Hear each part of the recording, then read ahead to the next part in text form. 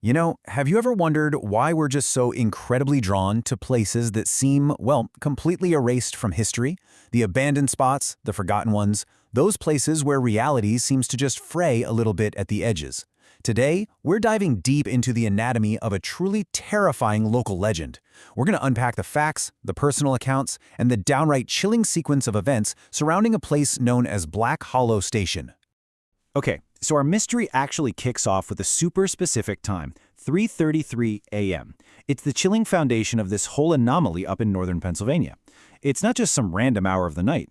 According to local lore, this is the exact minute an impossible train arrives, every single night. And honestly, it's the absolute consistency of that one detail that takes this from a spooky campfire story into a structured, terrifying legend. All right, Part 1, The Legend of Black Hollow. Now, every good urban legend has rules, right? But what makes Black Hollow Station so fascinating is that locals don't avoid this old, abandoned train depot because of rotting floorboards or wild animals. No, it's entirely about what happens when this impossible train pulls in. And notice that phrase, impossible train, because this thing doesn't exist on any known railway schedule anywhere. There's literally no official routing, no dispatch, no conductors on a payroll, and yet, the lights of this station miraculously flick on in the dead of night, waiting for an arrival that completely defies logic. And here is the absolute kicker, the ultimate consequence of the legend. If anyone steps inside that train, they are never seen again. Poof, gone. This single terrifying rule has kept the surrounding town on edge for decades. It's absolute. I mean, there are zero stories of anyone taking a ride and coming back to tell the tale. It's just a one-way trip into complete obscurity. Moving on to Part 2, The Anonymous Invitation. So enter our main subject here, Ethan Carter. He's a documentary filmmaker who spends his time investigating abandoned places, and he operates on one very steadfast belief. Most stories have a logical explanation. But Black Hollow? Well, it challenged that belief instantly. When Ethan tried to research it, he found absolutely nothing. Zero property records, no tourist info, not even a tiny digital footprint.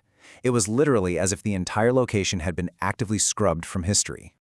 And that brings us to the real catalyst of Ethan's journey. About 3 months ago, he received an anonymous email. Absolutely no name attached to the sender, no polite greeting whatsoever, just one single, highly commanding sentence. Go to Black Hollow Station at 3:33 a.m. and don't miss the last train.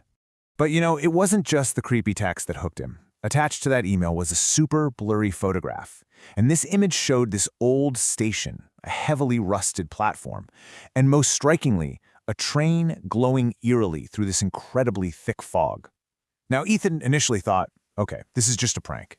But the total eerie lack of any real-world records for this incredibly real-looking place just pulled him in. So, incredibly, he packed up his cameras and decided to drive out to the location, entirely alone. Which brings us to Section 3, the Midnight Warning. As we really dig into Ethan's on-the-ground account, you can feel the atmosphere instantly shift. This station sits deep inside a completely forgotten, overgrown forest. And just think about the sensory details he documented. Smashed, broken windows, rotting wooden benches, and an old analog clock permanently frozen at exactly 3:33. But the most unsettling part? The total silence. No birds chirping, no insects buzzing. Just a quiet so incredibly deep that Ethan actually noted his own heartbeat sounded way too loud. Okay, so Ethan sets up 2 cameras, one pointing at the tracks, one in the waiting room. And at just after 2:45 a.m., the physical environment actually starts to react. The temperature suddenly just plummets. It gets so cold, his breath becomes visible in the air. And then, his audio recorder picks up something. It's not voices, but slow, heavy footsteps, and they're walking right across the empty platform.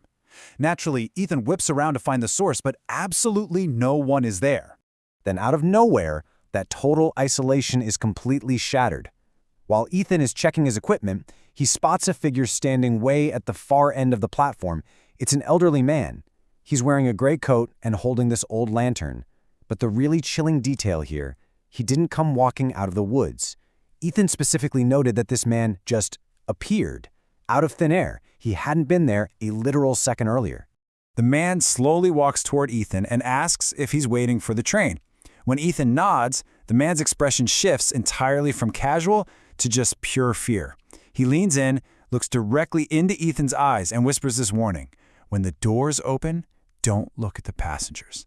And wow, this is the exact moment the whole narrative pivots, right? It's no longer just some myth about a spooky train, it's suddenly an imminent psychological threat.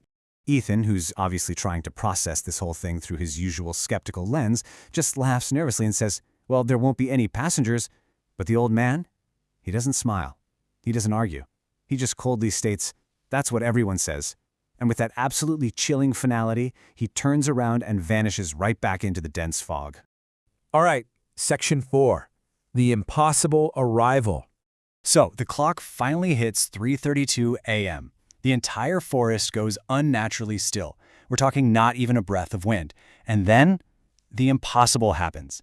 Out of that total suffocating silence, a distant train horn echoes through the darkness. But remember Ethan's initial survey when he got there?